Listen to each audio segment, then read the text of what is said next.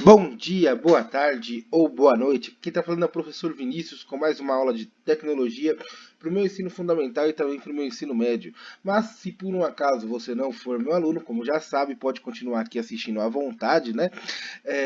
Espero que você goste do conteúdo, assim como eu espero que os meus alunos gostem bastante do conteúdo aqui ministrado também. Então vamos à aula. Nessa aula eu vou falar um pouquinho sobre animação, sobre a história da animação. E por que eu vou falar um pouco sobre a história da animação, sobre a animação?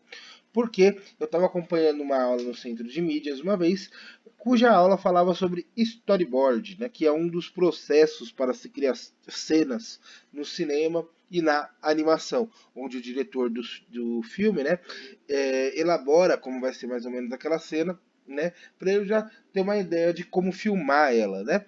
E como eu vi que estava dentro desse assunto de cinema e animação no próprio centro de mídia, então eu pensei, vou levar esse assunto para os meus alunos também e vou falar um pouco sobre a história da animação, né?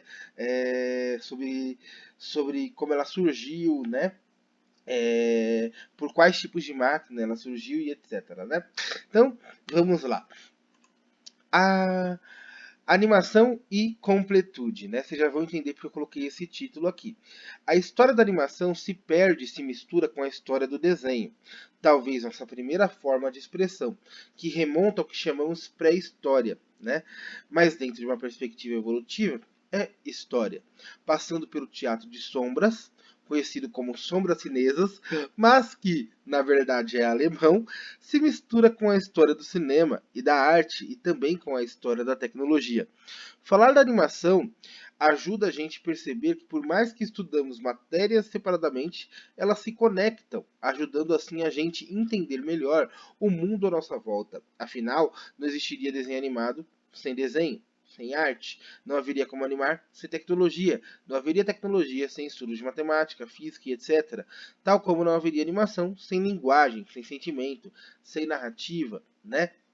Sem roteiro, né? Então, sem teatro também, sem é, como eu posso dizer, sem música também não haveria animação. Então, então ela é a animação ela é uma forma de arte que consegue ligar, né, todos os tipos de conhecimento, né, em um só, né, e por isso que eu coloquei animação e completude. Um dos grandes nomes da animação é, sem dúvida nenhuma, Walt Disney, grande inovador que, além de nos conceber o primeiro longa-metragem de animação a cores e com trilha sonora, Branca de Neve, e eu digo a cores e com trilha sonora, pois antes dele teve em 1917 o filme El Apostol, né, de, de Quirino Cristiani, né, que é um argentino, esse que fez o primeiro filme em longa-metragem, só que era um filme em preto e branco e ainda do cinema mudo. O Walt Disney ele também inovou dentro da animação com trilha sonora, né?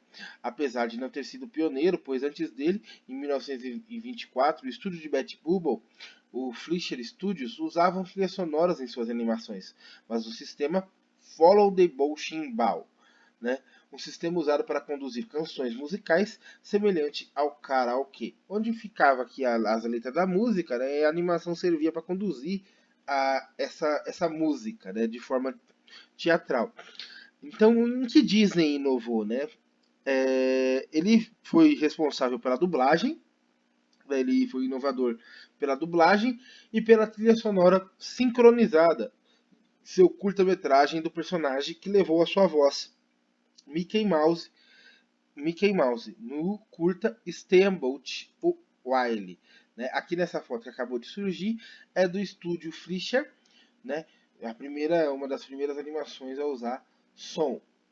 Né? E aqui é a imagem do Mickey Mouse no curta Steamboat Willie, né? Um curta que teve trilha sonora sincronizada e dublagem e atuação de voz feita pelo próprio Walt Disney como voz do personagem Mickey.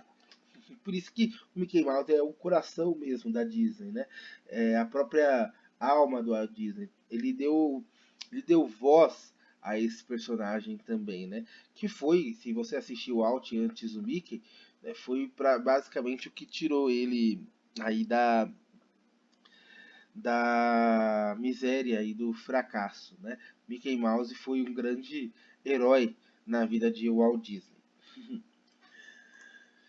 A dublagem brasileira também surgiu graças ao Walt Disney, né? O primeiro filme dublado do Brasil foi o primeiro longa-metragem animado, que foi o grandioso Branca de Neve de Walt Disney, que a gente já comentou ali no slide anterior, né? Ele não foi o primeiro longa-metragem animado, né? Porque foi o do argentino, porém ele foi o primeiro longa-metragem animado a cores, com trilha sonora sincronizada e com atuação de voz, né? E também foi o primeiro filme dublado do Brasil, né? O grandioso Branca de Neve, né? Que no dia 5 de setembro o público brasileiro teve acesso à obra de Disney, que inicialmente foi exibida nos cinemas São Luís e Odeon, sendo trazida pela Sonofilmes. Para isso, precisou ser dublada com o intuito de alcançar o maior público infantil.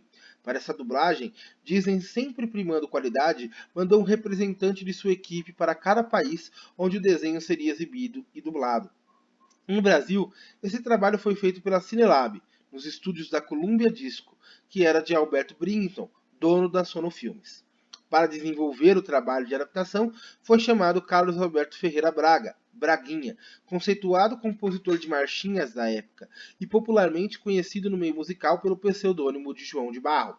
Ele, então diretor artístico da Columbia, adaptou e traduziu as 8 músicas do desenho, além de, claro, escalar o elenco e dirigir o trabalho de dublagem, né? Então, como a gente pode ver, a gente deve muita gratidão até para existir a nossa dublagem aqui no Brasil, graças ao Disney também, né? E para tudo isso acontecer antes, né? Antes de Walt Disney, antes do filme do argentino, antes dos filmes da Fletcher Studios, né? Tivemos o quê? Os irmãos Lumieres, que criaram o cinematógrafo, exibido ao público em uma inesquecível sessão de cinema, realizada no dia 28 de dezembro de 95. Dessa forma, não é equivocado afirmar que a história da animação também se confunde com os primórdios do cinema mundo, persistindo até os nossos dias, se aperfeiçoando à medida que as inovações tecnológicas se sucedem. E o que é o cinematógrafo, né? Inspirados pelo cinetescópio, que é essa inovação do Thomas Edison e o William Dixon, né? Aqui está a foto, né? Ele era bem grande, só uma pessoa conseguia assistir o filme que estava sendo rodado, né? Nesse aparelho, que foi apresentado ao público em 1895. Me confundi aqui. Inspirado pelo cinetoscópio, invenção de Thomas Edison a William Dixon e William Dixon, os irmãos franceses Auguste e Louis Lumière apresentaram ao público em 1895 o cinematógrafo, que é essa máquina aqui que vocês estão vendo aqui. Ela era menor, né? É uma máquina manivela que permitia captar as imagens, revelar o filme e depois também projetá-lo em uma tela. O cinematógrafo foi dos irmãos Lumieres, né? Ele era portátil, pesava menos de 5 kg e não usava eletricidade. Essa versatilidade foi uma das características que ajudaram a defini-lo como o marco zero do cinema. E graças ao cinematógrafo francês Émile Coll, o pai da animação, como conta alguns historiadores, criou o praxinoscópio, né, que é esse aparelho aqui, sistema de animação de 12 imagens e filmes de aproximadamente 500 a 600 imagens, projetado no seu próprio Theatre Optique, em 1892. Com isso, surgia a possibilidade do primeiro desenho animado da história. No filme Tarzan, da Disney, esse aparelho aparece na cena onde o Tarzan começa a aprender o que é ser humano. E até interessante, né? Ele fica até numa uma metáfora potente, uma forma de contar como ele se tornou humano de uma forma bem interessante e legal, com o praxinoscópio, que foi o aparelho que deu surgimento à animação, né? Justamente por essa completude da animação, justamente por ela ser uma forma de arte que conversa com tudo basicamente, com matemática, com teatro, com desenho, com tecnologia, né? Com tudo. E o Tarzan no filme aprendendo o que é ser humano a partir desse aparelho, né? Se torna, deixa ainda a cena muito mais bonita, né? Porque mostra também de forma indireta, né? A potência aí da animação como forma de arte e também como forma de diálogo com todos os outros conhecimentos também, né? Por isso que eu adoro Disney, é genial as escolhas aí para colocar as narrativas, né? Então vamos continuar aqui. E agora eu vou colocar para vocês o primeiro curta-metragem em animação, no Fantasmagorie, né, que também é do francês Émile Cohl. Né? Vamos assistir aqui esse primeiro curta-metragem de 1908, que deu aí origem a tudo que a gente conhece hoje aí em animação.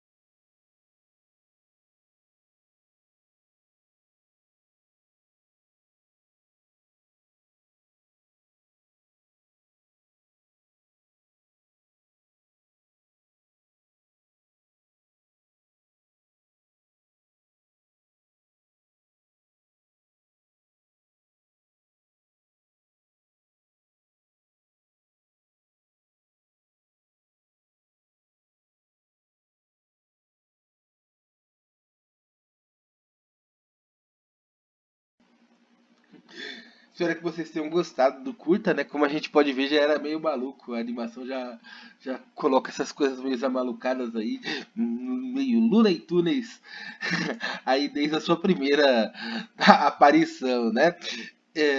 Por essa aula é só. Eu espero que vocês tenham gostado do conteúdo dessa aula, né? Tá aí o Gaguinho. Tá, tchau, folks. É, hoje é só pessoal. Espero que vocês tenham gostado aí da aula, com um pouquinho da história da animação aí para vocês.